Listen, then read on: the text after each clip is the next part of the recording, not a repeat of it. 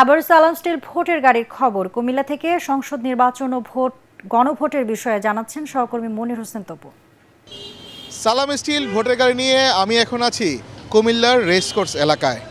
বর্তমানে এই Comilla city corporation, cantonment এবং কুমিল্লা সদর দক্ষিণ নিয়ে গঠিত হয়েছে কুমিল্লা 6 আসন। আর এখানে মূলত যেহেতু নগরীর প্রাণকেন্দ্র এই আসনে যারা ভোটার রয়েছেন তারা নানা সমস্যার কথা বলছেন। যানজট সহ, জলাবদ্ধতা সহ, মশা আর যে ব্যাপক হারে মশা রয়েছে এই আসনে, জনভোগান্তি সৃষ্টি হচ্ছে, নানান সমস্যার কথা এখানে ভোটাররা বলছেন। তবে এখানে একটি বিষয় জানাতে চাই, এখানে বিএনপি থেকে যিনি মনোনীত প্রার্থী রয়েছেন তিনি হলেন মনিরুল হক চৌধুরী। তবে এই আসনে এই বিএনপির এই কুমিল্লা জেলার সাবেক সভাপতি এবং বিএনপির চেয়ারপারসন উপদেষ্টা হিসেবে দায়িত্ব পালন করেছেন মোহাম্মদ আমিনুর রশিদও এখানে স্বতন্ত্র প্রার্থী হিসেবে লড়ছেন।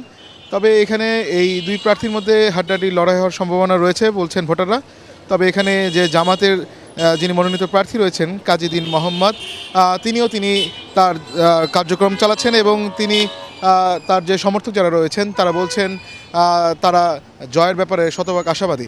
তবে এখানে যিনি জয়ী হোক না কেন, ভোটাররা বলছেন এই কুমিল্লার এই সদর সহ সিটি কর্পোরেশনের উন্নয়নের জন্য যিনি কাজ করবেন তিনি যেন নির্বাচিত হন, এমন প্রার্থী প্রত্যাশা করছেন তারা। সালাম স্টিল ভোটার গাড়ি নিয়ে এই ছিল আমার কাছে সবশেষ খবর।